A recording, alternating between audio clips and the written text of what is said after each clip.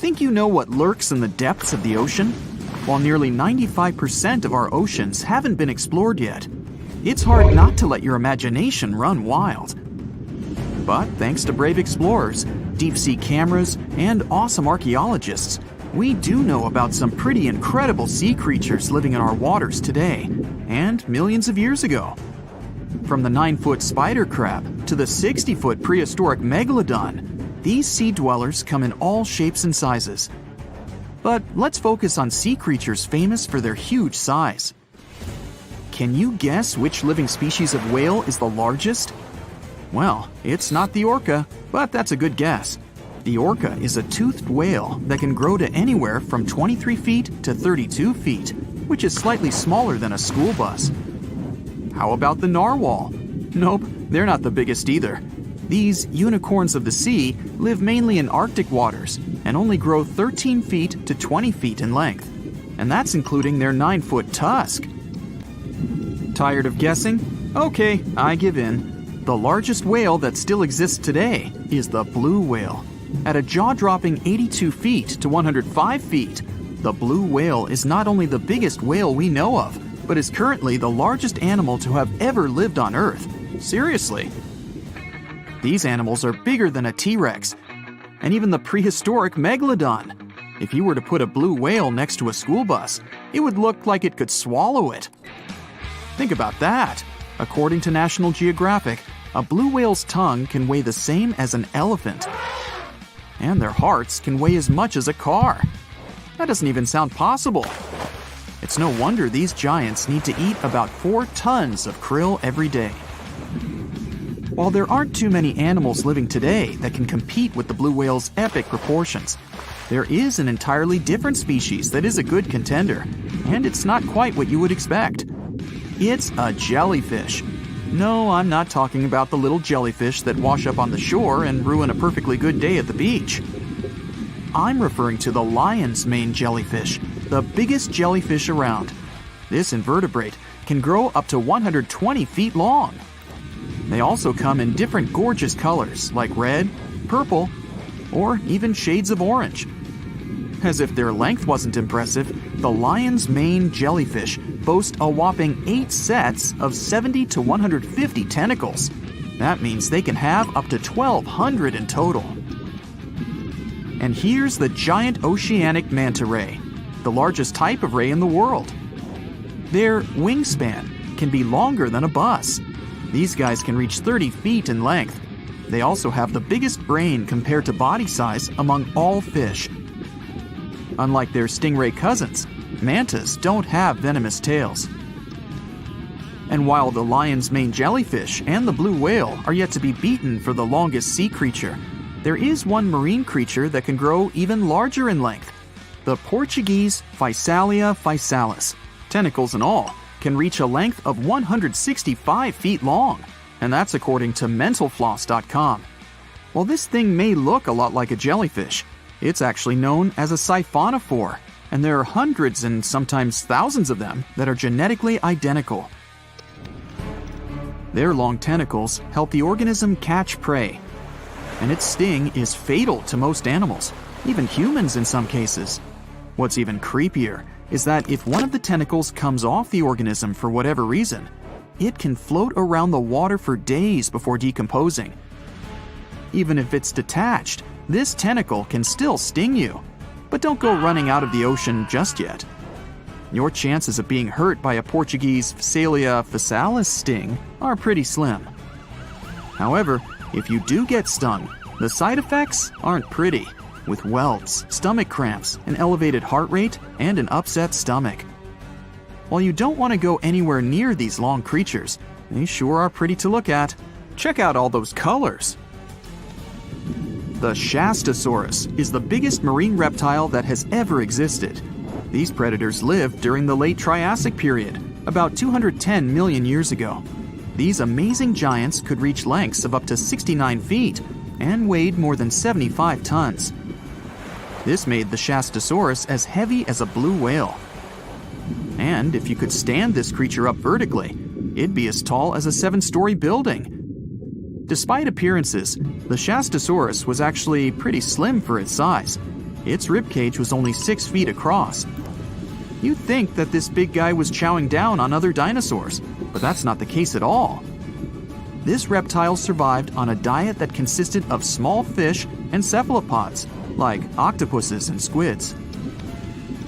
The Albertonectes is a bright representative of the plesiosaur family, meaning that this marine reptile had a small head on an incredibly long neck and large flipper-like limbs that helped it move through the water. These creatures occupied the seas around North America 76 to 70 million years ago. The length of this sea monster could reach 38 feet, with its neck taking up 23 feet of that length. Its neck was a true record breaker. It had a whopping 76 bones in it. No other animal known to humankind has had so many vertebrae in its neck. Scientists aren't sure why they needed such a lengthy neck.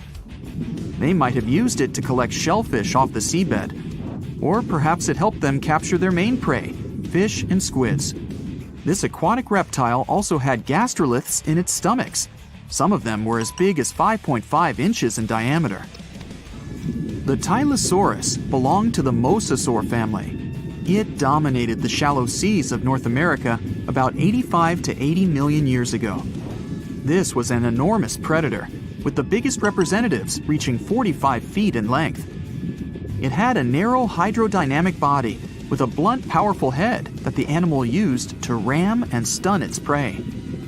Its body was equipped with agile flippers and a long tail decorated with a maneuverable fin. The Tylosaurus was a carnivore, and its diet included not only fish, turtles, and small sharks, but also other mosasaurs, plesiosaurs, and flightless birds. Meet Ophthalmosaurus. This prehistoric reptile thrived during the late Jurassic period and lived in oceans all over the world. Ophthalmosaurus weighed somewhere around 6,000 pounds and grew to approximately 16 feet long, according to newdinosaurs.com. That's about the same length as the beluga whale that exists today. It's too bad these guys went extinct before we had a chance to see them ourselves, as their cartoonish wide eyes and dolphin-like features are pretty darn cute. Of course, the Ophthalmosaurus evolved over time to become ophthalmologists, or eye doctors that we know today. No, that's just a lie. Just testing you. The Mosasaurus is a truly gigantic predator that dominated the seas all over the world about 66 million years ago. According to fossil evidence, some specimens could be more than 50 feet in length. This fact makes the Mosasaurus the biggest marine carnivore of its time. One of the most terrifying things about this creature was its crocodile-like head, decorated with literally hundreds of razor-sharp teeth, neatly organized in 2 rows on both jaws. The thing is that it was pretty challenging for the Mosasaurus to grab its prey in the water. That's why it had all these teeth, plus something special: pterygoid teeth anchored to the bones on the roof of its mouth. This made hunting and holding onto its prey much easier. The Styxosaurus belonged to the plesiosaur family and lived during the late Cretaceous period, around 85 to 70 million years ago. Upon first glance at this dinosaur, you might mistake it for a sea snake, and it'd be an honest mistake. Styxosauruses were about 35 feet in length, but over 16 feet of that consisted just of their long snake-like neck. They had a comparatively small body and weighed approximately 4 tons. Their mouths were full of razor-sharp cone-shaped teeth that they used to catch fish. They didn't need to chew their prey, thanks to the 200 small stones called gastroliths in their bellies that probably aided in digestion. At the same time, some scientists believe that the Styxosaurus used these stones to sink to the ocean bottom in search of particular types of fish. Looks kinda like Nessie to me. Wanna high-five a sea creature? Well, put your hand up for the Tasmanian red handfish. This fish doesn't swim like a fish. It walks. It uses its flipper-like hands to stroll around on the ocean floor. These bottom walkers are disturbed by swimmers and boats a lot. Some people even want to take them home as pets. I think it's better to just give them a wave and swim on by. The vampire squid. Its species name is Vampiroteuthis infernalis, which translates to vampire squid from hell. Oh yes, this vampire squid means to terrify everyone with its name, its dark red color, its spikes at the bottom, and the scary fact that it can basically turn itself inside out. The vampire squid loves putting on a good show, but it's as harmless as a kitten is to humans. It's as if Dracula scared the pants off you, but he didn't have blood-sucking fangs.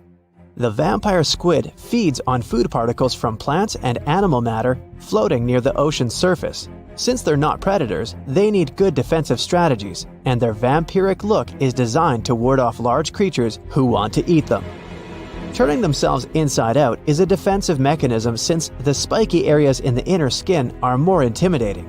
They also shoot out a substance that does not have color, but is packed with bioluminescent particles to distract predators. The vaquita. Going out on a boat off the coast of Mexico sounds like the perfect vacation. The sun, the blue water, the most endangered sea creature. Wait, what? The vaquita isn't dangerous, but don't expect it to stick around to say hello or sign any autographs. It's incredibly shy. This little cow, that's what it means in Spanish, is one tiny sea mammal. With those black markings around its eyes, it looks more like a sea panda to me. Seeing one should make you feel very special. They're on the brink of extinction, mostly because they get caught by accident in fishing nets. It's estimated that there's only 10 left in the wild. The blue dragon. This little creature looks like something out of a kid's fantasy movie.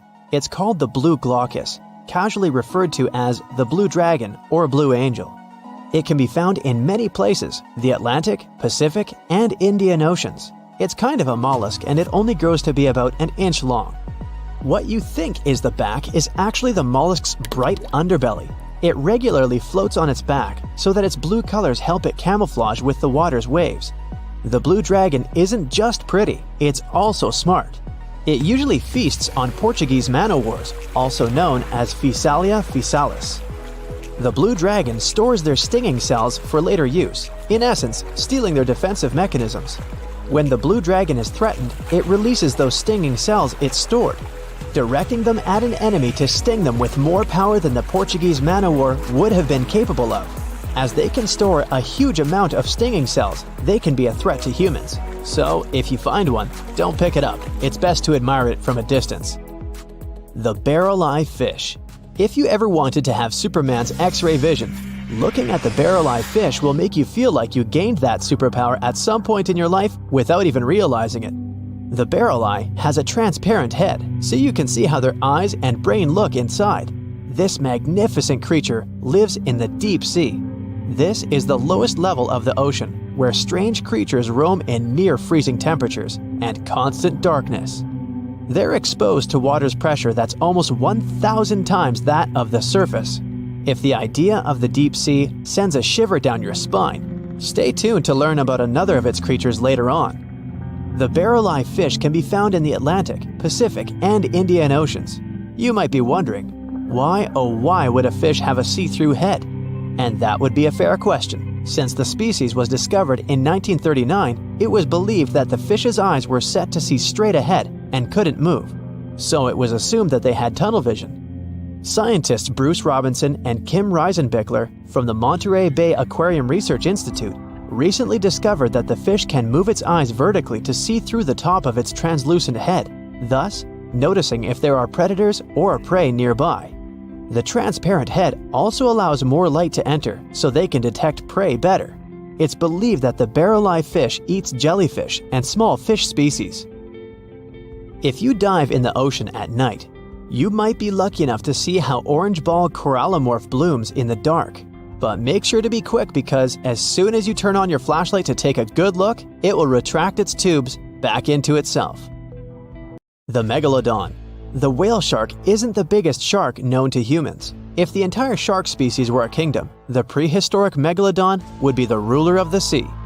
Megalodon roamed the ocean a long time ago. About 15.9 to 2.6 million years back between the early Miocene and late Pliocene eras. While they've long been extinct, people are still amazed to learn about these gigantic sea beasts. Megalodon could reach anywhere between 45 feet to 60 feet in length with jaws more than 6 feet wide. A fossil of a tooth that once belonged to a megalodon measured at 7 inches. Needless to say, I'm pretty stoked that these guys have long been extinct. But there's still some adventurers out there hoping to meet this monster one day. The Dumbo octopus. This adorable creature, or creepy creature, or however you want to see it, is officially called Grimpoteuthis. More casually, it's referred to as the Dumbo octopus, named after the Disney character. Though Dumbo, the elephant, not the octopus, was teased for his big ears, it's highly unlikely that this adorable octopus gets teased by its water neighbors. They are the deepest living octopuses, living in the deep sea, and you know how scary that place is. They're only about 8 inches tall and spend their days hovering just above the seafloor eating snails, worms, and other food they find in the current or near ocean vents. There are nearly 17 species of Dumbo octopus, and they all have differences in height, color, and body parts. If you can't get enough strange animals, you'll be glad to learn that the deep sea has barely been explored by humans. So, keep an eye out. There are bound to be more fascinating animals discovered in the deep in the future. The sea angel. These creatures might look and sound pretty cute, but their diet is far from sunshine and lollipops. Their favorite food are sea butterflies. They lay mucus traps for them and wait in ambush. The squat anemone shrimp. This shrimp is tiny, only 0.5 inches.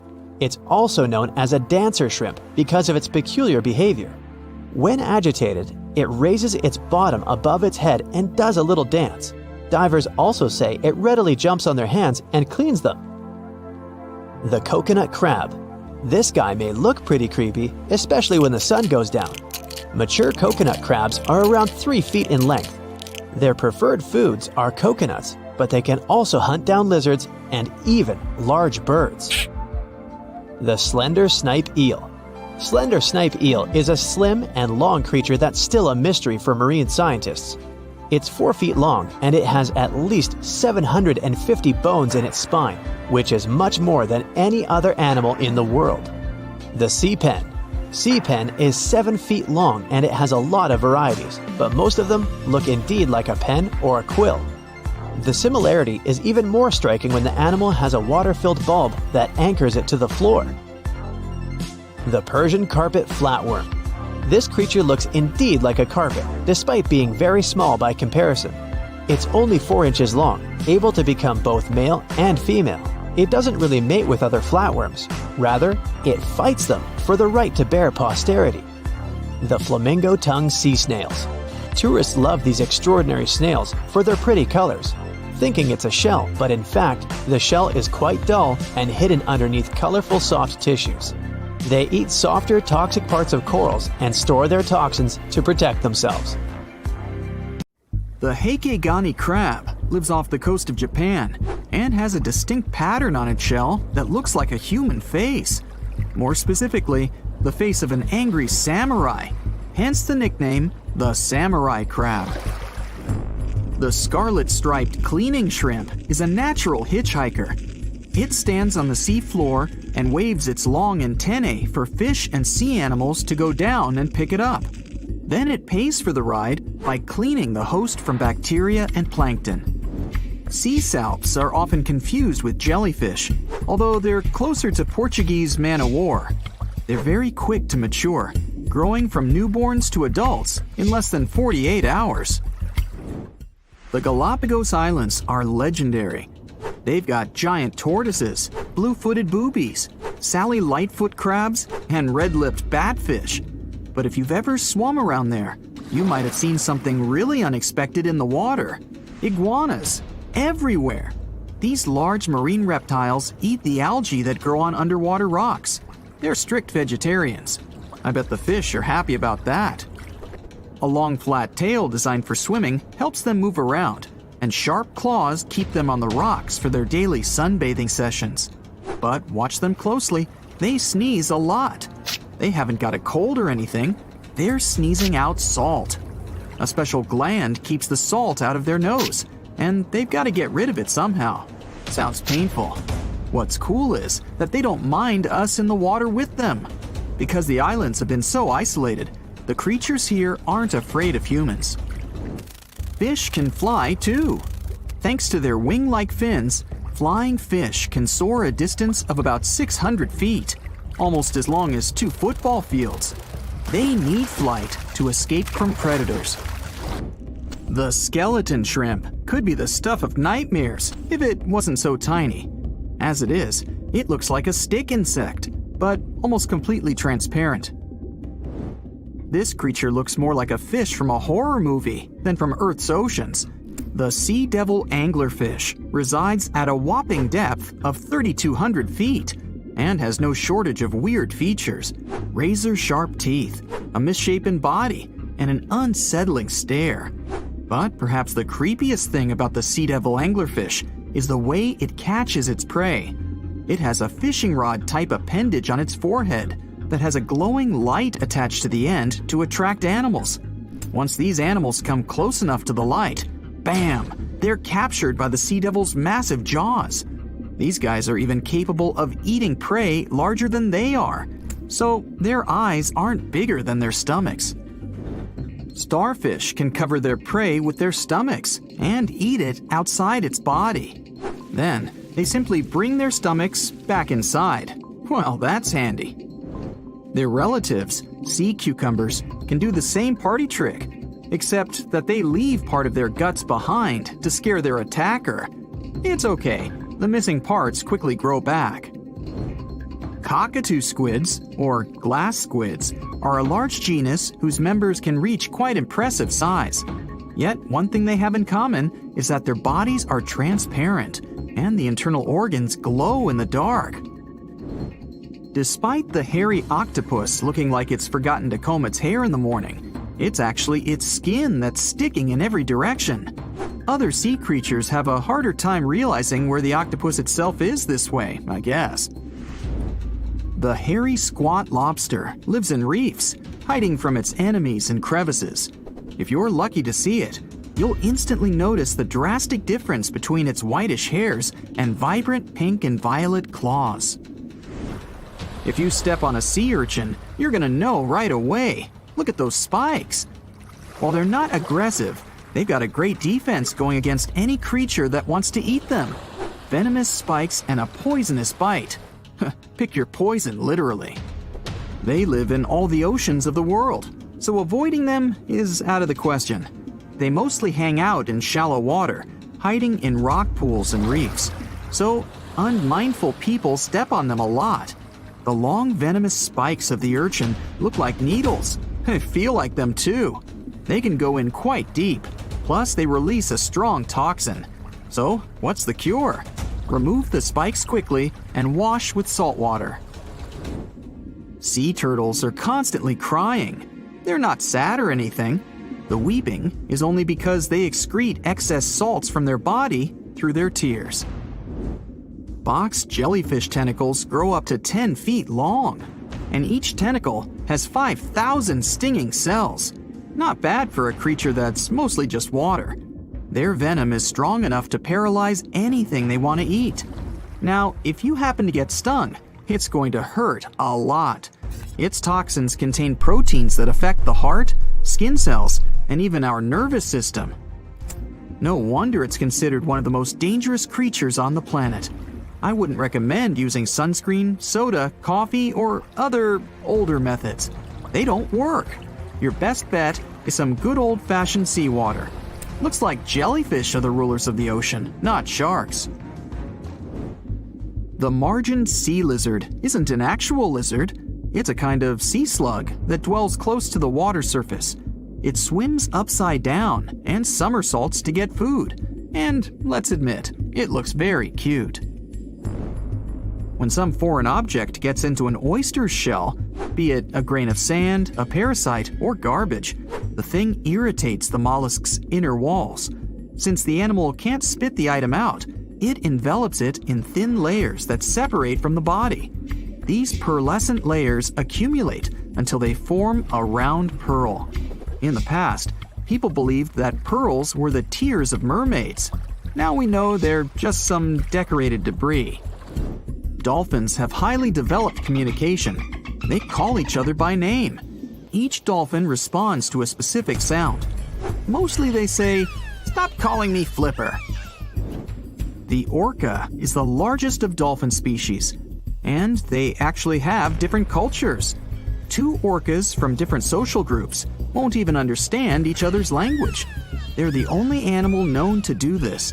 I wonder if they developed any Google Translate for dolphins. The banded shrimp, or banded boxing shrimp, was really aptly named. It's got bands of color all over its body and always stands in a boxer-like, ready-to-strike pose. The brown-lined paper bubble is another sea slug, and it definitely looks like one. It's got a special ability, though. It can quickly burrow holes in the sea floor, hiding from enemies inside them. The snakefish, as the name implies, looks a lot like a snake, but it has a very distinctive feature. It can walk on its fins. Thanks to this peculiarity, it easily crawls from one waterbed to another, choosing habitats more to its liking. On the way, a snakefish can get hungry, for sure, so it often munches on small birds and rodents. It can grow quite big, though, and hunt even larger animals. How much weirder can it get than to walk through the woods and suddenly see a huge and toothy fish stalking some rabbit? The alligator snapping turtle catches its prey by going fishing. Its tongue looks like a worm, and the turtle waits with its mouth wide open at the bottom of a stream, lake, or pond until some unsuspecting fish takes the bait. Then, snap! The jaws come together faster than the blink of an eye, and dinner is served. The mossy jellyfish is normally invisible in the dark abyss where it dwells, but when exposed to light, it will reflect it and shine beautifully. The black swallower might be small, but make no mistake, it could easily gulp down your favorite puppy. It can open its mouth extremely wide, allowing it to swallow prey twice its size. The African tigerfish will eat whatever it finds, and given its own size and that of its monstrous teeth, you can imagine it finds a lot of food. It mostly feeds on other fish, but when nutrition is scarce, it can jump out of the water and catch both insects and small birds right in the middle of the flight. It's not so big as to eat a human, of course, but the name should warn you that it can easily take a bite out of your arm or leg. Your brain controls your arms and legs, but with an octopus, each arm is actually kinda independent, with its own special brain, held together by a bigger central brain, kinda like the conductor of an orchestra. The central brain sends higher-level signals to each arm, saying things like, "Move to the left, there's a crab behind the corner," or "Touch this silly human's foot, let's mess with him a little bit." No matter how smart their arms and legs might be, an octopus still needs to look after them all the time. 450 million years ago, no, I wasn't around then, the sea level was higher, coral reefs started to form, the climate on our planet was stable and warm, not even dinosaurs were around yet. The time when bony and jawed fish we know as sharks appeared. They've been dominating the oceans and making other marine creatures flee in fear ever since. Many of them, like great white sharks, have evolved and adjusted to life in the open ocean as hunters with a pretty high position in the food chain. They're less diverse today than before. One of the reasons is the asteroid strike from the age of dinosaurs. After it reduced the number of shark species, only smaller and deep-water kinds that ate primarily fish survived. They started getting bigger over time. Near the surface, sharks such as makos or great white ones develop faster movements and are somewhat between gray and blue to blend in with their surroundings. The epaulet shark can even walk on the land. It can't take a walk on the beach because it can't breathe outside of the water, but it lives on coral flats in shallow tropical waters, so it can walk in kind of a crawling motion. But deep down below, there are mysterious, alien-looking, often huge shark species that didn't come to the surface, which is why they didn't need to adjust to the new environment and different conditions. They haven't changed a lot through time, so they're some living fossils. These creatures mostly don't have 5 gill slits, the most common number, but 6 or 7. It's because there's less oxygen the deeper you go in the ocean, so they need more gill slits. Sharks on the surface evolved to have fewer gill slits. 6-gill sharks are the most primitive sharks we have today. Their skeletons are like those of ancient extinct sharks, and they can survive only in very deep waters. Like cats, sharks have a layer of reflective cells placed inside their eyes, which helps them see better in the dark, deep sea or cloudy waters. Sharks on the surface have big eyes because they evolved to hunt in the sunlight, so they tend to rely on their vision. Those that live in shallow waters have small eyes, so they can protect themselves from the sand. Like some other deep-sea creatures, six-gill sharks also have bigger eyes to take in as much light as possible. They have more light-sensing rods, but don't distinguish colors that well. In the ocean's twilight zone, with the minimum of sunlight, there's a couple of bioluminescent shark species. They don't take in light within their eyes, but produce or re-emit it with their bodies. Their skin or organs have specialized cells that produce a soft blue-green light. Deep-sea creatures that produce their own light do that to attract their prey, deter animals from going after them, or, scientists think, communicate with each other. It can even help them to camouflage. They do it by hiding their silhouettes from animals going after them. They produce enough light to match their surroundings. The biggest luminous underwater creature is the kitefin shark, found swimming 980 feet below sea level, preying on groundfish or smaller sharks. It can grow almost 6 feet long and lives 3,200 feet below sea level. Deep-sea sharks are also bigger than those on the surface. The Greenland shark can grow up to 24 feet long, bigger than a great white. There's a thing called deep-sea gigantism. Creatures in nutrient-poor depths of the ocean grow bigger because, that way, they lose less energy as heat. The Greenland shark lives its life in slow motion. It has a slow metabolism and can go very long periods without food. With their slow pace, they evolved to live up to 500 years at depths of 7,200 feet. Sharks in shallow waters catch their prey relying on agility and speed, but for them, it's easier because there's plenty of food on the surface. Deep-sea sharks, with less food and slower life rhythm, had to develop a different style. They're more opportunistic, definitely not picky, and don't care if their future meal is alive or not. Frilled shark, another living fossil from the darkest depths, hasn't evolved much through time, and they're one of the last of their kind, with all of their relatives already gone extinct. It grows up to 7 feet long, primarily hunts on squid, and catches other sharks and fish. It looks like a dinosaur, a snake-like face, a long, smooth, thin body that moves in a serpentine way. It can propel itself with the power of its tail and curl like snakes. They don't swim in a straight line like other sharks. Cookie cutter shark grows up to 20 inches. It got the name because of the way it feeds, biting off small pieces. It's a parasite creature, which means it feeds off bigger animals but leaves them alive. They have sharp teeth and sometimes even swallow those that fall off on purpose. Some researchers think it could be because they live in the depths that are nutrient poor. If they swallow the teeth, they could recycle calcium and other material from it. Prickly shark is a rare and unusual creature with many thorn-like denticles and 2 small dorsal fins. It lives mostly in the depths of the Pacific region up to 1,900 feet.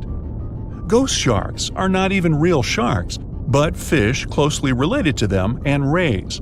They have big pectoral and pelvic fins, 2 dorsal fins, pretty big eyes, and unlike their cousins, have a single external gill opening. Ghost sharks have slender tails and can grow up to 80 inches, silver to blackish color. They sometimes live in rivers and coastal waters, but also in the depths of the ocean of 8,200 feet or even deeper. They are pretty weak swimmers, so they tend to feed on invertebrates and small fish. Goblin sharks. Swimming through the deep sea, this creepy shark with a flabby body suddenly sees a small, innocent squid. It goes toward it, but the potential snack notices it and quickly starts moving to dart away. It seems like the plan could work at first, but then the shark suddenly thrusts the jaw of its mouth and catches the poor little squid in a second. After the meal is finished, the animal simply fits the jaw back into the mouth and goes away as if nothing happened. This is possible because it has a jaw connected to 3-inch-long flaps of skin, which is why it can unfold from the snout. It can grow up to 12 feet long with a weight of 460 pounds. Scientists think goblin sharks are mostly active in the morning and evening. The shark has a long, prominent snout and specific sensing organs on it. It uses them to sense electrical fields in the dark oceanic depths. Seven-gill shark is a big cow shark, brown to silver-gray on top, white underneath, black and white spots, with a thick body, a small dorsal fin, and a wide, blunt snout. It can grow up to 10 feet long, mostly lives in the depth of 1,870 feet, but you can also find it in deep channels and bays. It can be aggressive toward humans if provoked, so don't. Like most deep-sea creatures, it's an opportunistic hunter that's not quite picky but likes to go after dolphins, seals, porpoises, and other marine animals. Megamouth sharks mostly live in the depths of 15,000 feet and spend most of their time in the dark, like me. Scientists discovered it in 1976 because it went near the surface at night to feed on zooplankton. That's the only time these sharks go there. During the day, they return to their quiet, dark, and mysterious depths. They are filter feeders, which means they keep their mouths wide open while swimming, so they filter the planktons they like to eat. There are organs that produce light inside of their mouths, which attracts potential prey, such as pelagic crustaceans. These sharks live in the deep parts of the ocean, but you can rarely find them below almost 2 miles. Scientists think some other, stronger bony fishes outcompeted them. Deep parts of oceans became oxygenated around 70 million years ago, and sharks have been around way longer. But bony fishes adjusted and adapted efficient ways to use oxygen, while sharks were slow with adaptations, so they lost. Also, oceanic depths are way colder, which is challenging for fish and the rest of cold-blooded animals because the speed of their metabolism widely depends upon the external temperature. It's night. A strong storm begins. You live in a coastal town and watch the raging sea through the window. Lightning strikes through the sky, huge waves crash against the shore, and a downpour turns the sand into wet clay. In the morning, a lot of fish are going to be washed ashore, you think, and go to bed. It's some strange noise that wakes you up. It's like hundreds of thousands of hands clapping near your window. You go outside and see a huge crowd of people standing by the sea. The popping sound is getting louder, and its source is tons of fish washed ashore. They've been here for several hours, but are still alive. They kick and beat their slippery bodies against the sand. You see carp, trout, sardines, and even a few huge great white sharks. They are full of energy, snapping their big toothy jaws. Somehow, all fish can now breathe air like humans. You help other people throw the fish back into the water. You can see them swim away into the sea depths, but some of them come up and swim close to the surface, enjoying fresh air. You've helped almost all the fish, except for the sharks. A rescue crane arrives. It lifts each of the sharks by its tail, one by one, then carries the fish toward the sea and lets it go. From the news, you learn that air-breathing fish have been washed ashore not only in your city. People find them on beaches all over the world. Scientists and marine researchers have already gone on a sea expedition to study this unique phenomenon.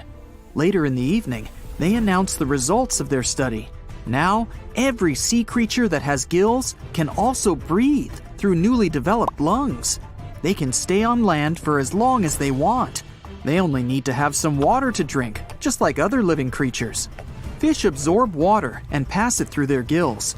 The gills have special receptors that draw the air out of the water and send it to the fish's bloodstream. This way, their bodies receive doses of oxygen needed for life. After this, carbon dioxide is formed. It enters the fish's blood, then passes through the gills and is released back into the water. The ability to breathe through gills has remained unchanged, but the anatomy of these creatures is different now. They've developed lungs and a respiratory tract. When a fish is in the water, it closes this tract and blocks access to the lungs. This way, water doesn't get there. But when the fish is on the surface, it closes its gills and opens access to the lungs through the mouth. This amazing metamorphosis doesn't bring significant changes to the world, yet. Dolphins and whales have always had lungs. Air passes through their nostrils, which are located on the top of their heads. This opening is called the blowhole. Dolphins come up to the surface, fill their lungs with air, and go under the water for a few minutes again. Now, not only dolphins, but also all the other sea creatures swim close to the surface. You take a boat to go on a sea trip and see the shocking phenomenon with your own eyes. The further you get from the shore, the more fish you notice in the water. They jump out high and dive back in like dolphins. They seem to be enjoying their new ability. There are so many of them.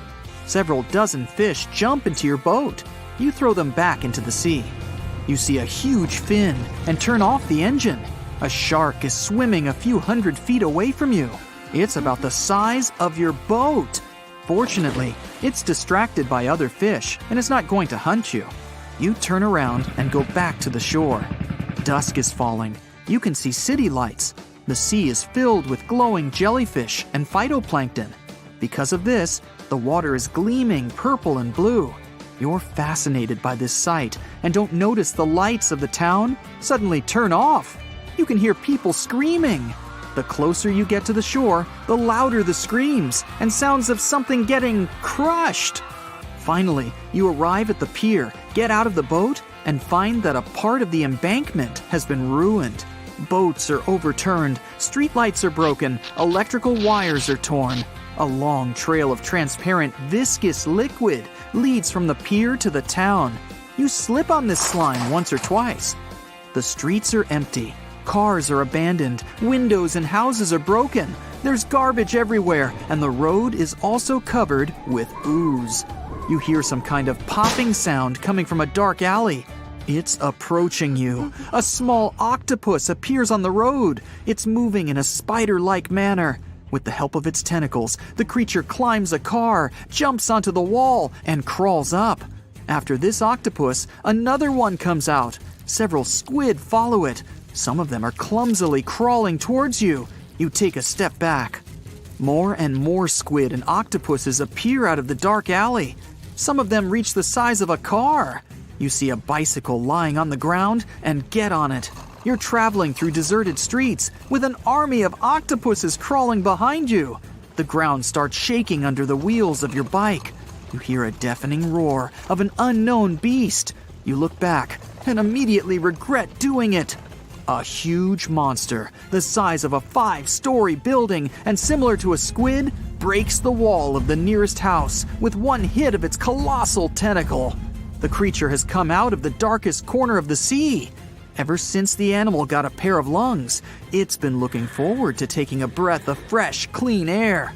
Instincts brought it to the surface, where it smelled a lot of food. The city lights attracted the Kraken's attention. With its huge tentacles, the Kraken clings to the walls of buildings and the road and catches up with you. You see a tunnel straight ahead. You push the pedals of your bike as hard as you can and manage to get inside. But then you hear a strange sound behind your back. The Kraken, like an octopus, doesn't have an internal skeleton. Its body consists of muscles. That's why it can squeeze into any hole, like a liquid. The Kraken is chasing you in the tunnel, like a snake with dozens of tails, but its speed is slowing down. You accelerate and get out of the tunnel. Frightened, you travel as fast as you can and reach the nearest city by morning. Here you meet your neighbors and learn that sea monsters unexpectedly appeared in coastal cities all over the world. Fortunately, they don't stay on land for long. They've been living in the cold ocean depths for years, and their skin can't withstand sunlight. At dawn, the monsters return to the water. But sharks and other sea creatures come to the shore to have lunch more and more often. Years have passed, and they've learned to survive on land. They kick, wave their tails, push with their fins, and move clumsily along roads. The residents of coastal cities build huge walls along the beach to stop the invasion of fish and big squid. Sea creatures receive twice their usual amount of oxygen. They absorb it through the gills and fill their lungs with it. Thanks to this, the blood in their bodies circulates better and faster. This makes their muscles stronger and their brains smarter. It becomes difficult to catch fish. They easily break out of fishing nets and jump out of boats. This increases the population of all marine animals, and, especially, sharks. It becomes unsafe to travel by any kind of ship. A small fishing boat can be easily overturned by a shark.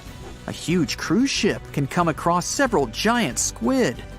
Hundreds and thousands of years pass. More and more fish come to land. Evolution changes the structure of their bodies incredibly quickly. Some fish have grown elongated limbs. Their skin becomes slightly rougher. Their fins and tails remain, but their paws become longer. Imagine a shark with crocodile limbs. This is exactly what most fish look like now. Millions of years of evolution will pass, and fish will resemble people. But they will be covered with scales, with small fins behind the ears and a huge fin on the back. By this time, humanity will colonize many other planets, and fish will become the owners of Earth. Dwarf lantern shark. Sounds kind of like a superhero, huh? This is the smallest shark in the world. It's only the size of your palm, and it can glow in the dark. Well, that's a superpower. Blue-ringed octopus. The most beautiful octopus in the world. But the bright colors of animals usually indicate they're venomous. An antidote to its venom is yet to be found. Although this little guy is the size of a TV remote. Sarcastic fringehead. Though this fish is only 12 inches long, it can eat prey much larger. Its jaw can open just like a dinosaur's. The sarcastic fringehead has been known to attempt to swallow a whole octopus. Hey, can't we all just get along? Red lionfish. This beauty has an incredible appetite. It can eat fish 2/3 the size of its body, and it hides the needles on its fins, which contain a potent venom. Striped surgeonfish. It has scalpel-sharp spikes on its fins, not to perform surgery, but to hunt. And unlike a doctor, it has venom on them. Black dragonfish. This is the only fish that can produce infrared light thanks to the chlorophyll in its eyes. It lives only at a depth of 6,600 feet, and you can only reach that depth in a special submarine. Reef stonefish. This genius of camouflage usually lies on the bottom and pretends to be a rock. Tourists can often step on it, and sharp needles on its back can easily cut even through the hard sole of a boot. Viperfish. This fish, the size of your forearm, has the largest teeth in relation to its head in the world. But you're unlikely to encounter it because it lives at a depth of 13,000 feet. Lamprey. These are parasites that stick up to other creatures and live off of them. Only these guys are 10 times bigger than the average river leech. Mega piranha. The most aggressive fish in the world, the size of a Doberman dog. A pack of these guys could leave nothing of an entire cow in just a couple of minutes. Fortunately for all of us, they ceased to exist 8 million years ago. Whew! Black pacu. Pretty ordinary big fish until it opens its mouth. It has human-like teeth, and the richest black pacu even had golden dental crowns. Just kidding. Payara, the most dangerous freshwater resident. It can swallow prey half its size. Even piranhas fear this monster. Anglerfish. It has a fishing rod on its head. It's a bait that lures small fish right into the mouth of this hunter. Slender snipe eel. It's very long and flexible due to the number of vertebrae in its back. There are 750 of them. By comparison, we only have 33 to 34 vertebrae. Barracuda. Its jaw is similar to that of a great white shark, but its trademark is speed. It would beat any Olympic swimmer at 29 miles per hour. Ocean sunfish. It's a fish the size of an adult person, and it's the heaviest bony fish in the world. Although peaceful, thank goodness, they sometimes damage the bottoms of small fishing boats.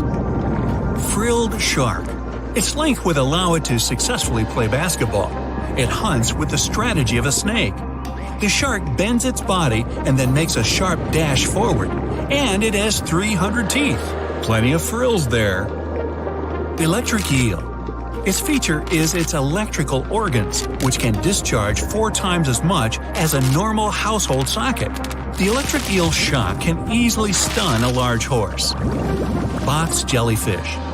It doesn't just drift in the waves near a shore like a regular jellyfish. Oh no! These guys are very fast and can even catch up with a person in the water. And their sting is hazardous. They don't look for trouble, but they're always ready to defend themselves. Goblin shark.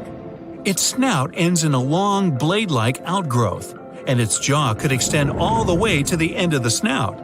It's one of the most terrifying sharks in the world, despite its tender pink color. Saltwater crocodile. This is the most bad-tempered crocodile on the planet, and one of the largest at 20 feet. They're not afraid of humans and only consider us as food. Hey, don't snack on me.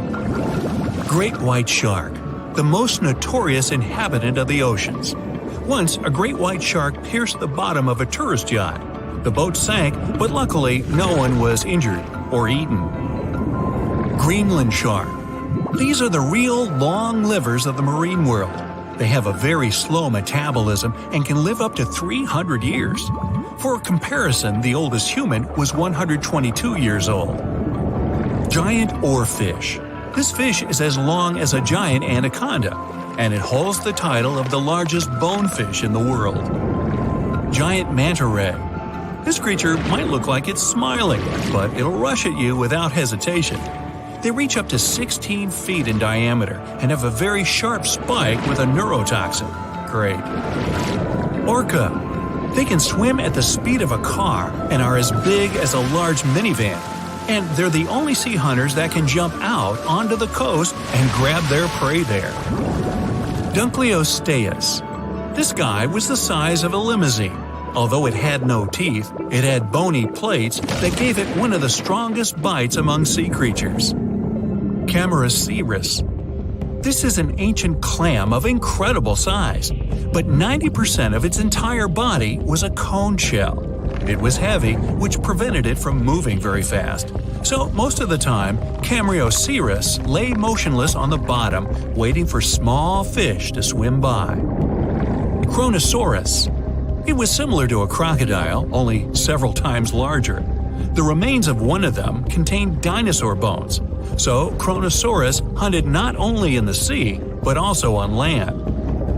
Helicoprion. One of the few species to survive the Triassic extinction event.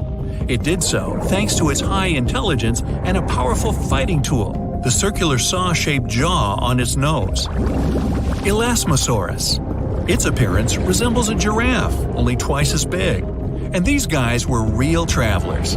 They swallowed small rocks to grind their food. 300 rocks from all over the world were found in the remains of one of them. Colossal squid. It weighs as much as 2 polar bears and is 5 times as long as a human. They're extremely rare, but still exist far out in the cold waters of our planet. Humpback whale. Like ordinary whales, they feed on plankton and small fish, using their mouth as a huge net. They use their giant tail to stun large schools of fish. Mosasaurus. Aren't you impressed that I can say these Latin names? No? Oh well. The Mosasaurus were as big as a subway car and were the kings of the seas 66 million years ago. Their jaw and skull were snake-like, and they could swallow their prey whole. Today, we can still find their relatives, the monitor lizards. They monitor where you go. Not really. Melville's Leviathan. Now this guy had the biggest teeth ever known. They were basically as big as half your hand, and their appearance resembled something between an orca and a sperm whale. Leadsichthys. They were bigger than a school bus, but they weren't hunters. Their large size prevented them from being fast, so they fed mostly on plankton. Megalodon. Ooh, the most famous ancient sea creature. They were heavier than a tank or even a small house. Some people think they're still living in the deep waters of the ocean, but this, of course, is not true. Basilosaurus. Giant ancestors of modern whales. They had large lower limbs. Perhaps it's because they used to be land creatures, but in the course of evolution, they gradually moved into the water. Cachalot. Sounds like it should have been on a baseball team. They were almost as long as a basketball court. Their brains weighed 15 pounds. That's 7 times the weight of a human brain. Say whale. Okay, whale. Actually, it's its name, not a command. one of the best swimmers of all whales. Sei whale could go up to 31 miles per hour and dive deeper than the height of the Empire State Building. Shastasaurus. Though only bones remain of this monster, calculations say it was as long as a tennis court or as a truck and trailer. Blue whale. The largest mammal to ever live on our planet. Its heart alone weighs as much as a big motorcycle, and its veins are as wide as a big pot. And these guys can sing songs. Lion's mane jellyfish. The world's largest jellyfish. It has a hat 7 feet wide and tentacles as long as a 10-story building. Although they're not dangerous at all, people can still get tangled in their incredible tentacles like in a net. Portuguese man-o'-war. Although its head is very small, just like an ordinary jellyfish, its tentacles are as long as half a soccer field. And these things are venomous. They paralyze fish and anything caught in them, even people. So, stay away, huh? That's right, come on aboard. Please enter the submarine slowly and make yourself comfortable. Today, we're going deep into the dark parts of the ocean for the ultimate showdown, Shastasaurus and Megalodon. Time to see how Shoni and Meg stack up against each other. First round, age. Look at Shoni, the largest marine reptile, coming out of nowhere. This marine reptile looks a bit tired since it traveled all night and got here all the way from the late Triassic period, about 215 million years ago. Back then, it was all dinosaurs, plus some crocodiles. Oh look, Meg got here on time too. She looks a bit more fresh and relaxed, probably because she's way younger than her contender. She started her dominance over the ocean 20 million years ago. Will she be able to stay on the throne after this duel? Meg went extinct about 2.5 million years ago, or at least we think she did. Only about 5% of the ocean has been explored, so spreading stories about an underwater giant shark is pretty easy. Who knows what's really hiding down there? Even though they're both extinct, dinosaurs like Shoni are way older. Meg's a baby compared to her. Sorry, Meg, 1 point goes to your older challenger. I bet Shoni's got some awesome stories to tell. Next round, length. Good old Meg. She's the largest shark that ever lived on our planet, around 60 feet long. There aren't any full fossils of her to get a really accurate measurement. Scientists that study modern sharks can guess her length by her epic tooth size. Shoni was a little bit shorter, around 50 feet. She kind of looks like a bigger, bonier version of a dolphin. Dolphins can grow up to 13 feet long. Even the biggest dolphin, the orca, looks tiny. It's only 30 feet long. 1 point goes to Meg for being huge. And we're tied up at 1 apiece. Round 3, teeth. Meg was one of the greatest threats in the ocean with teeth similar to those of a modern white shark. Scary, symmetrical, triangular, insanely sharp, and up to 7 inches long. Meg had around 276 teeth in 5 rows. That sounds super scary, but some modern sharks have over 300 teeth. But they're not all ready for action. Some are fully grown, some are still growing up. Sharks' teeth are not that strong, so they fall out a lot, which is not that big a deal like it is for humans. They produce new teeth all the time, so they can replace the ones that get worn down. Get this, Meg probably worked her way through about 40,000 teeth over her lifetime. Shoni, unfortunately, won't be able to defend herself with teeth in this duel, because she doesn't have any. Researchers believe that younger Shonis had teeth because they needed some help getting food and fending off rivals. When they got bigger and older, they didn't need them anymore. Sorry, Shoni, this round isn't even close. Meg takes the lead 2-1. Next round, who can eat more? Scientists believe Meg ate around 2,500 pounds of food every day. Her teeth tell us she didn't exactly love the salad bar. With a mouth almost 10 feet wide, Meg had the most powerful bite of all animals on our planet. That way, she didn't have to be too picky. She could munch on bigger ocean animals like whales, giant turtles, seals, or any other marine mammal that got, too close. No wonder she weighed about 140,000 pounds. Because of her lack of teeth, Shoni preferred animals with softer bodies, like smaller fish, squids, that sort of stuff. We don't really know how much she ate every day, but with an approximate weight of around 60,000 pounds, I mean, she's heavier than 2 sperm whales or 3 elephants, but still peanuts compared to the mighty Meg. Good for you, Shoni. Keep up the good work with all that soft food.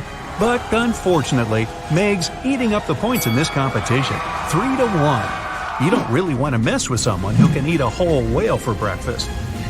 Round 5. Looks. Scientists have reconstructed Meg to look like a bigger, just a little more dangerous version of a white shark. They were so similar that lots of people thought the white shark was Meg's great-great-great-grandkid. But the truth is that they're not related at all. Meg was the last member of a completely different lineage of sharks. She had a shorter nose and a flatter jaw that almost looked like it got squished somehow. Like the blue shark, she had really long pectoral fins to support her size and weight. Shoni looks like a tubby, bit quirky, and way bigger version of a dolphin. She has 4 flippers and a longer skull. And what's interesting is that she doesn't have a dorsal or sail fin. Shoni can't do any of those cool tricks and maneuvers that dolphins do. That part also probably doesn't help when she meets another hungry dinosaur. She can't dodge out of the way so easily. Still, Shoni's big enough not to have to worry about that kind of stuff. Step aside, Meg. Stop hogging the spotlight. We want to see more of this cute, funny dolphin-like creature. 1 point for Shoni. She's catching up 3-2. Round 6. Who has a cooler name? Shastasaurus means lizard from the Shoshone Mountains. Why? Because it's a lizard from the you get the picture. Cool name, huh? Megalodon, on the other hand, means large tooth. Yeah. Sorry, Meg, it's 1 point for Griffith. Wait a minute, wrong video. We're all tied up at 3-3. Round 7. Who traveled more? Just like modern sharks, Meg's skeleton isn't made of bone, it's made out of cartilage. That's the stuff your ear and nose are made out of. So no matter how much you look for them, you're never going to find any of Meg's bones. Her only fossils are actually teeth, since they're made of dentin. In her 18 million years of existence, Meg traveled a lot. Her teeth have been found all over the globe. She even went on vacation to tropical and subtropical waters. But the one place she never went was to Antarctica. Shoni was a wanderer too. Her fossils were first found near Las Vegas. No, it's not what you think. She really wasn't all about the parties and shows. Vegas was all underwater back then.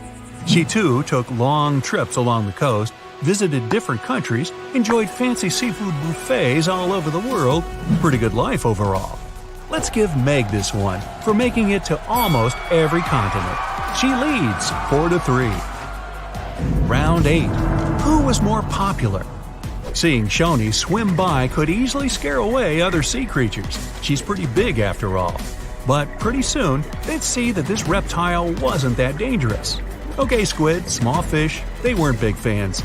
But medium-sized water creatures soon figured out they were too big for her, so they could be friends. Except for, the Kraken, a colossal squid and legendary sea monster with extremely powerful tentacles. The story goes that the Kraken had something to do with the disappearance of some members of Shoni's family. So let's just say they're not exactly BFFs. Meg, introvert, loner. She comes to the party and stays in the corner, not talking to anyone. And there weren't exactly a lot of animals lining up to ask her to dance. It'd probably be their last. When you're that high up in the food chain, you're never going to be too popular. Shoni makes a comeback with the popularity round, and it's all tied up at 4. Well, that means both of our contestants are going to share the... Wait, Meg looks furious. You can see her gritting her teeth, getting ready to finish this contest once and for all. Shoni smiles peacefully. She's not used to big animals going after her, so she doesn't think Meg would actually do anything crazy, as long as the submarine doesn't get too close. Okay, wait, Shoni's swimming towards Meg. They're gonna go at it. No, Shoni's telling Meg she can have the prize. Wow, crisis averted, Meg does not like to lose. Shoni, you certainly deserve the Pacifist of the Pacific trophy. Uh-oh, Meg doesn't look too happy about that. Better strap in, guys. Here we go. The deeper you go, the creepier they get. You're about to travel to the darkest ocean depths and check whether this claim is true. Are the creatures living there as scary as people think? You go 120 feet down underwater. Pay close attention to the bottom under your flippers. Oh my, what's that terrifying face half hidden in the sand? That's the northern stargazer. You can meet this fish in the eastern United States. It buries itself in the sand until unsuspecting prey gets near. Then, the nightmarish creature electrically shocks the poor animal and dines on it. You are moving deeper to 240 feet under the surface. That's where you spot a colorful, puffy creature, no more than 1 foot long. It's the sarcastic fringehead. At first, the fish seems to be harmless. Only unless it's provoked. When this animal is agitated, it opens its huge mouth to fend off predators. This defense tactic is a sight to behold, both surprising and frightening. Luckily, the fish is no threat to people whatsoever.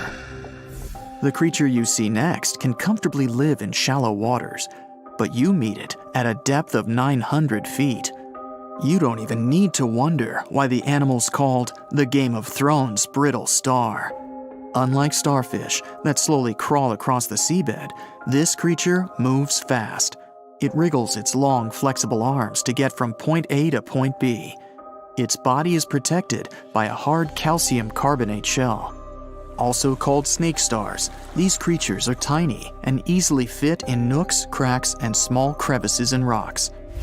At a much greater depth of 2,000 feet, you come across the giant squid. For a long time, it was thought to be a creature from legends rather than a real animal. The giant squid was first caught on camera in 2001, and it's exactly as big as its name implies. The creature's eyeballs are the size of soccer balls, and the squid itself can weigh up to 600 pounds. Almost 3,000 feet below the surface, you get spooked by another creepy-looking animal. It's somewhat red and rather small, no longer than 1 foot long. As you approach the creature, it looks rather docile, or maybe just indifferent. The vampire squid, that's the animal's name, looks like an umbrella with tentacles. It doesn't even produce ink, so you leave it alone. Soon after that, at a depth of 3,200 feet, you meet the cookie cutter shark. This creature is a parasite. It attaches itself to big fishes, dolphins, whales, and sometimes even people. Then, using its neatly arranged serrated teeth, it gouges out cookie-sized pieces of meat. This nasty glowing animal doesn't grow larger than 20 inches and lives in the ocean twilight zone. At a depth of 3,300 feet, the light becomes a rare and valuable thing. The animals living that far away from the surface have to evolve unusual features to survive. That's how the barrel-eye fish ended up with a transparent head and 2 super-sensitive barrel-shaped eyes. Right now, pretty much like always, they're pointed upward, allowing the fish to see potential prey and you. Almost 4,000 feet below the surface, you see something droopy and saggy. The blobfish doesn't have a skeleton or any muscle. Its jelly-like flesh lets the creature survive incredible water pressure. Despite its appearance, the blobfish is an ambush predator. It usually lies very still on the bottom, waiting for unsuspecting prey to swim by. You go a bit deeper and spot a creature that looks particularly ghastly. The goblin shark senses prey with its snout. The creature's terrifying jaws are attached to elastic ligaments. When some animal comes too close, the shark catapults its mouth forward to catch it. If your mouth could do the same, you would be able to eat things dangling 7 inches away from your face. Even deeper than that, at 5,000 feet, you notice another member of the shark family. The frilled shark looks like an overgrown eel, but its gills are lined with red fringe at the edges, hence the name. The creature's horrifying mouth has 25 rows of razor-sharp backward-facing teeth, 300 in total. The shark prefers to hover in the water, waiting for its prey to come closer. Then, it charges at it like a snake. Suddenly, you see something glow brightly like an electric bulb. But after coming closer, you recoil in horror. The creature looks like an upgraded eel equipped with oversized teeth. That's the deep-sea dragonfish that can live at a depth of 6,000 feet. Chemical processes going on inside the fish's body produce an eerie red glow. This glow is used to communicate with other fish. At the same depth, you meet another deep-sea inhabitant. Its most prominent feature is its huge mouth. Thanks to it, the gulper eel can swallow its prey whole. Its stomach can expand to a terrifying size when it needs to fit something large. At a depth of 6,600 feet, you come across an angry-looking creature with a fishing rod over its head. It's the deep-sea anglerfish. The animal has an unusual dorsal spine, even though it's worn only by females. It protrudes above their mouth and has a lure on its tip, some luminous flesh that baits prey. The anglerfish has such a big mouth and its body is so pliable that it can swallow animals twice its own size. You're 7,000 feet down when you see another fish that's glowing in the dark. The black dragonfish is a sly creature. It has its light-producing organs arranged along its belly. The spooky creature also has gleaming flashlights next to its eyes. They help the animal find prey and attract potential mates. At the same depth, you also spot an enormous pillbug. But unlike the critter you can find in your garden, this one is at least 20 inches long. That's the giant isopod, and it is, indeed, related to the roly-poly, as well as crabs and shrimps. These creatures may look somewhat scary, but they're harmless. They feast on other deep-sea animals only after those have passed away. At a depth of 13,000 feet, you notice the ocean floor has become a bit fluffy. That's because it's covered with zombie worms. These creatures rarely grow to be more than 2 inches long, and still, they can break down fairly large animals, so strong the acid they produce is.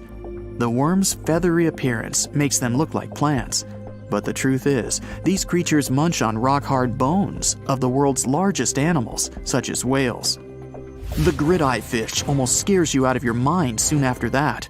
This creature has a pair of large greenish oval plates on the top of its head and no eyes whatsoever. Experts believe that these bony membranes detect light coming from predators, saving the fish's life. You're now 3 miles down below the surface, and that's where you spot something bizarre on the bottom. It's definitely a fish, but it's standing on the ocean floor on 3 long, rigid legs. Ah, it's the tripod fish. Curious rather than scary. This creature has adapted to the almost complete darkness by giving up on its vision. It has to rely on vibration and touch to sense prey. And then, the fish uses its fins as hands to transport food directly into its mouth. You don't have time to go any deeper before you spot the faceless fish. This slightly off-putting creature has no eyes, and its mouth, smiling a Mona Lisa smile, is underneath its body. For the first time, the faceless cusk, which is the creature's official name, was seen more than a century ago.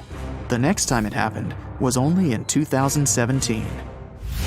Once you've reached a depth of 6 miles below the surface, you see deep-sea cucumbers. These bizarre creatures are much bigger than their shallow water relatives. They spend most of their time on the sea floor. But if they need to escape predators, they are able to swim away. Deep-sea cucumbers have bright purplish coloring, tiny feet, and tentacles that surround their mouths. Cute. The question is, why do these deep-sea creatures look so scary? Life is very different there, at the bottom. Tremendous water pressure, a lack of food, and constant darkness. You have to adapt to survive in such extreme conditions. The sky is burning. The world's oceans are foaming. Thunder and lightning are shaking the air. 2 of the most terrible and powerful monsters collide in a duel. A harbinger of the end of the world. Just the sight of this monster can drive anyone mad. Great and atrocious Cthulhu. And the biggest squid on the planet is fighting against it. A beast that knows no fear because it's fear itself. The cause of 1,000 shipwrecks, the mighty and hideous Kraken. Let the most epic fight in the history of the universe begin. You're on a fishing boat, sailing in a calm ocean. The water is crystal clear, and there's no wind. The sea merges with the horizon. The land isn't visible, and you feel free. You look over the side of the boat and notice something strange in the water. You're floating in the center of a huge black spot, surrounded by a wide field of green. What's that? Oil spilled into the water that took on such a strange hue? Then why is it so perfectly round? Suddenly, you realize what it is, and the blood freezes in your veins. The black circle is the pupil in the center of a huge green eye. The thing that's looking right at you from the water right now is so big that your ship looks like a speck next to it. It's the Kraken. But don't worry, the monster isn't interested in a small prey like you. The Kraken has been sinking ships for centuries and never met any decent resistance. There are thousands of boats lying on the sea floor, but what's the point? The Kraken longs for a real challenge, but can't find it. The largest mammal on Earth is the blue whale, which is no more than a pet goldfish for the Kraken. Even a Megalodon could easily lose to the tentacled beast in battle. Maybe look for some great monster on the bottom of the Mariana Trench? No, the pressure is too high, and there's almost nothing living there. But then, the Kraken has an idea. It goes to the most remote place on Earth, a place rarely visited and poorly explored. This place is called Point Nemo. Here, deep below the ocean surface, lies the ancient city of Relia, built long before the appearance of humans. And amidst the slumbering ruins, the huge and powerful Cthulhu is dreaming. This ancient demigod has been resting here for hundreds of millennia. All this time, Cthulhu has been waiting for its hour to wreak havoc on Earth. It's sleeping, but even in its dreams, Cthulhu communicates with members of its very own cult following. It uses telepathy to get into their minds and make them do atrocious things. But all of a sudden, Cthulhu's slumber is interrupted. Who dares wake it so rudely? Cthulhu opens its angry red eyes, overgrown with seaweed, and sees a huge squid in front of it. The Kraken has finally found a worthy opponent. Immediately, it pounces on Cthulhu and wraps its tentacles around the monster's head. The fight begins. Cthulhu heavily pushes off from the seafloor and rushes to the surface, dragging the Kraken with it. Two giant monsters, larger than the tallest skyscrapers, emerge from the water.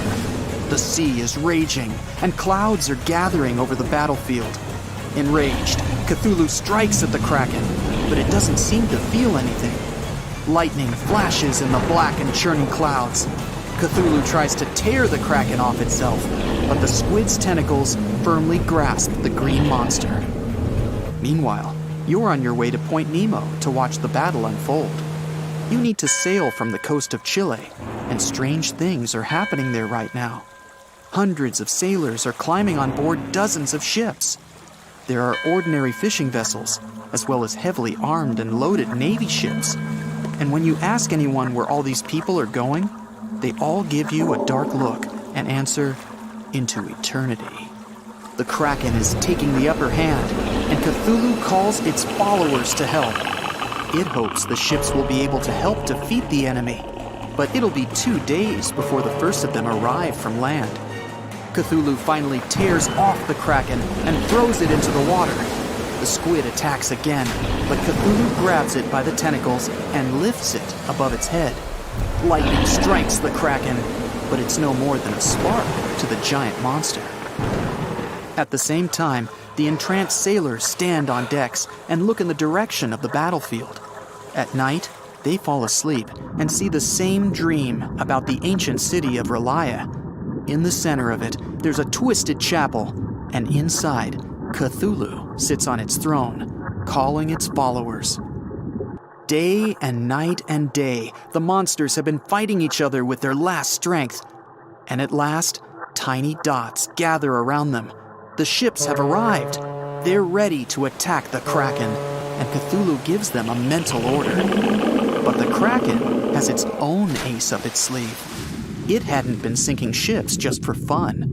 Very often, it saved thousands of marine creatures caught in fishing nets. And now, they and their offspring from all over the ocean come to help the Kraken. Huge octopuses, blue whales, great white sharks, electric eels. They're all attacking enemy ships. Whales are ramming the submarines, and eels are turning vehicle engines off with their electric discharges. Suddenly, the Kraken dives under the water. Did it give up? Got scared? Not likely. Cthulhu looks out into the ocean and waits for the squid to attack. The Kraken swims beneath the fighting people and fish. It starts twisting its tentacles, creating a huge whirlpool. The ships are doomed now, and Cthulhu can only rely on itself. The Kraken is a powerful creature, but it's an animal after all, while Cthulhu is incredibly intelligent, albeit malevolent. It understands that the Kraken is a sea monster and can be defeated once on land. Cthulhu's roar shakes the skies. Lightning bolts strike the ocean. The water is boiling. The ancient city of Relaya is rising from the bottom of the sea. The Kraken can't escape here. It needs water. The squid fights Cthulhu with the last of its strength, but without its element, it quickly loses. Cthulhu is victorious. Now, being woken, it's going to destroy the rest of the world, as was foretold. But the fight couldn't have gone unnoticed.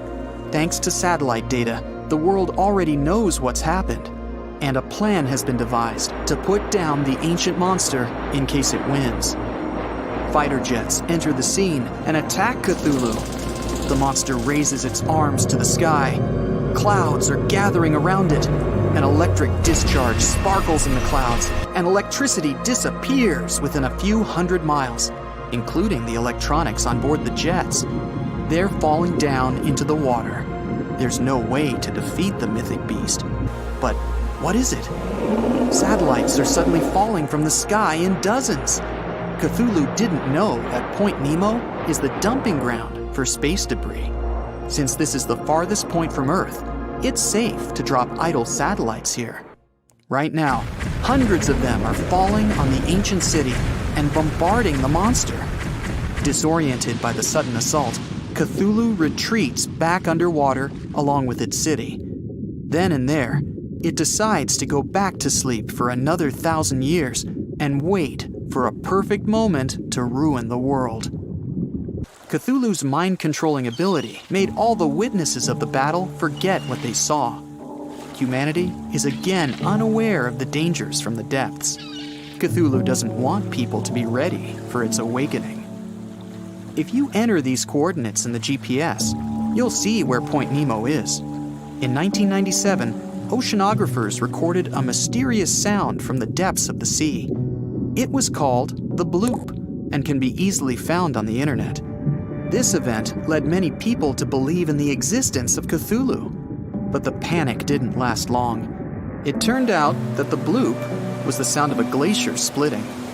Or maybe it's Cthulhu that made people think that way. Who knows? It was one of the biggest creatures ever to roam the earth. It was longer than your average school bus and could easily weigh more than 10 elephants combined. But where did it live? How did it end up having this size? And most importantly, why is it extinct nowadays? Let's find out. The Megalodon was the largest predator ever known in our planet's history. In terms of its location, the Megalodon lived practically in all waters on our globe, except near the poles. The reason why there were no Megalodon teeth found in Antarctica is probably that the gigantic creature adapted to only warm tropical and subtropical waters. The younger ones liked to keep to the shores, while full-grown adults preferred coastal areas, but they could easily move into the open ocean as well. How do we know the Megalodon was so widely spread? We can only presume, based on the fact that they discovered the most northern fossils off the coast of Denmark and the most southern in New Zealand. The discussion of how the Megalodon got this size is still open in the scientific community. They recently found out that not all the specimens from this fascinating species reach the same huge size. This has to do with a little something called the Bergmann's rule, which says that the temperature of the surrounding environment affects the animal's body size because they either need to conserve or shed heat. The megalodons that reach cooler waters probably needed more body weight to make sure they survived in low temperatures. On the contrary, those living in warmer waters had to be smaller to avoid burning up. But what did this enormous fish look like? Most modern depictions show the megalodon resembling an enormous great white shark. But well, it seems it may not necessarily be correct. The megalodon likely had a much shorter nose and a flatter jaw that looked almost squashed when compared with a great white shark. It also seems to have something in common with the modern blue shark: extra-long pectoral fins. They needed these to support their weight and size while navigating the planet's waters. Lastly, the lady megalodons, seem to have been about twice as large as the gentlemen. As for their offspring, even a small megalodon was enormous, at least 6.5 feet from nose to tail. How do we know that?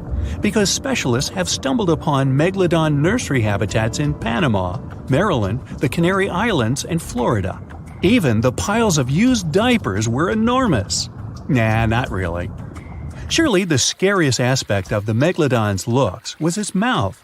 I mean, think about it. Megalodon had whales for dinner, so it obviously needed to open its mouth wide enough. Scientists have estimated that its jaw would span a mind-boggling size, 9 by 11 feet wide.